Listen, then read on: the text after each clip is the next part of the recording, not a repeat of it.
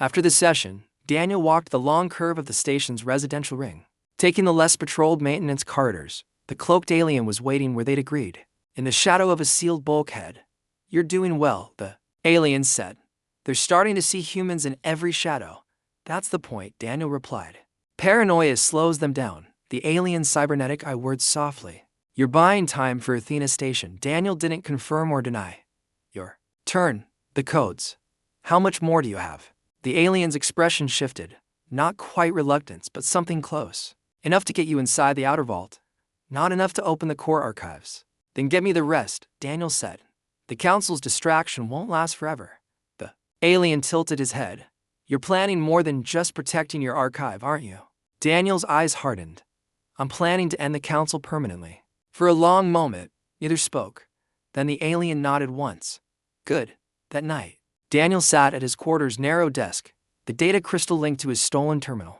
Lines of code scrolled past as he tested combinations, each failure bringing him closer to the patterns that might unlock the rest. The capsule the alien had given him sat beside the terminal, its glass surface catching the dim light, neurotoxin keyed to reptilian biology.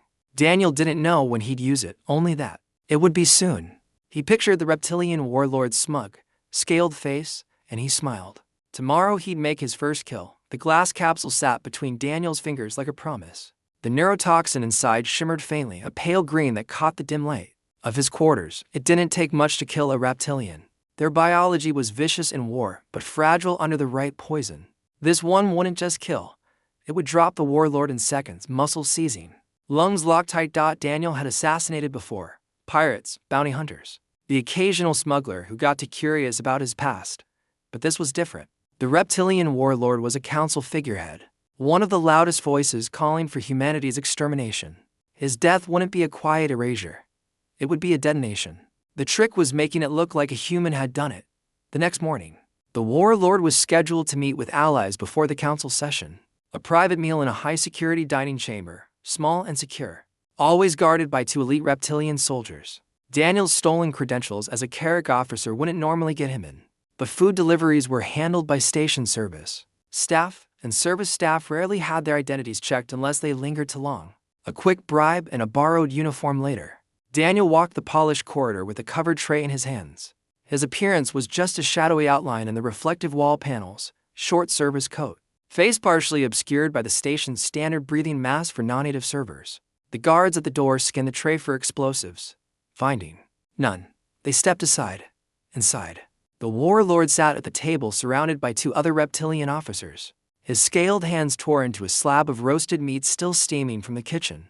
His yellow eyes flicked toward Daniel, dismissing him instantly. Perfect. Daniel placed the dishes one by one, his movements efficient but unhurried.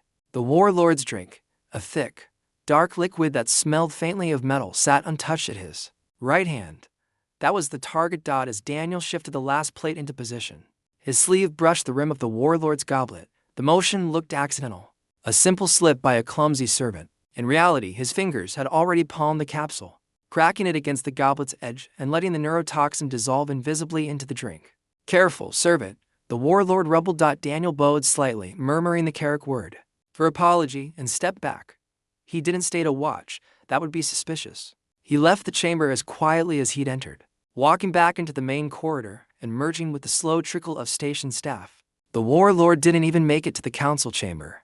Half an hour later, alarm sirens blared, their high, pulsing tone echoing through the curved halls. Daniel joined the flow of curious onlookers toward the disturbance, keeping his expression blank. The reptilian warlord's body was sprawled on the corridor floor outside the dining chamber, one hand clawing at his own throat, eyes wide and bloodshot. His skin had taken on a faint bluish hue from oxygen deprivation.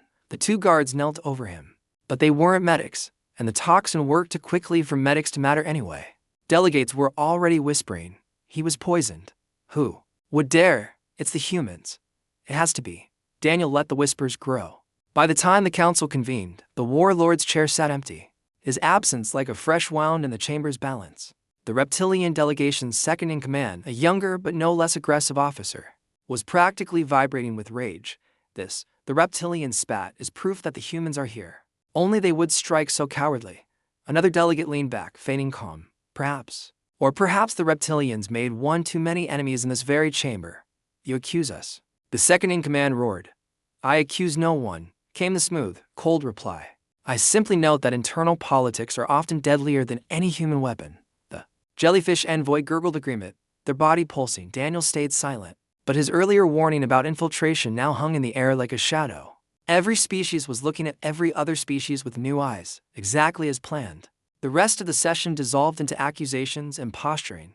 By the end, they agreed reluctantly, and only because public opinion across their controlled systems demanded it, to launch a full internal investigation that meant background checks, genetic scans, and interrogation of staff and low-level officers. The paranoia was no longer just a seed, it was sprouting. That evening, Daniel met the cloaked alien in their usual shadowed corner near the maintenance decks. "You did it," the alien said without preamble. Daniel didn't bother to deny it. Now they'll be too busy tearing each other apart to focus on the outer rim. The alien's cybernetic eye whirred faintly as it focused on him. "You're playing a dangerous game. The more chaos you create, the harder it will be to move without being caught in the net yourself." Daniel's tone was flat. "I've been in nets before. I know how to cut my way out." The alien gave a small, humorless smile. "Good, because I have the next fragment of the Athena Station codes." He handed over another crystal, smaller than the first, but with a denser data pattern. "This one will get you through the second security layer. One more after this, and you'll have full access." Daniel pocketed it.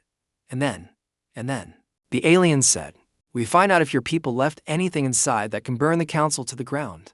Daniel didn't sleep that night. He sat at his terminal with the 2 data crystals slotted into the reader, cross-referencing code fragments. The screen filled with cascading lines of encryption, half alien, half unmistakably human.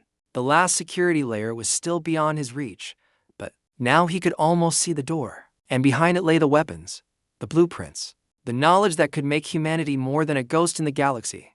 For the first time in years, Daniel felt something dangerous stirring under the cold layers of his focus. Hope.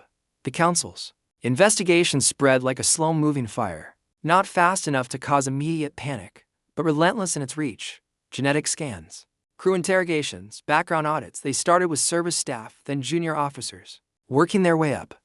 It was only a matter of time before they reached the delegates themselves. Daniel kept his movements measured, never hurrying, never looking like someone with something to hide. But every day that passed, the pressure mounted. The station's corridors were busier now. Security drones hovering at checkpoints, scanning random passersby for contraband or falsified biometrics. It made accessing his stolen terminal riskier, but not impossible. He'd set up 3 different locations for work: his quarters, an unused supply closet in the maintenance deck, and a sealed vent shaft behind a coolant line in the station's lower levels. The heat there was unbearable, but it was safe from scanners, and safety was worth sweating for. Tonight, he used the vent shaft. The 2 data crystals sat in the terminal's twin ports, code streams dancing across the cracked screen. His eyes scanned for patterns, for fragments of syntax buried between alien encryption.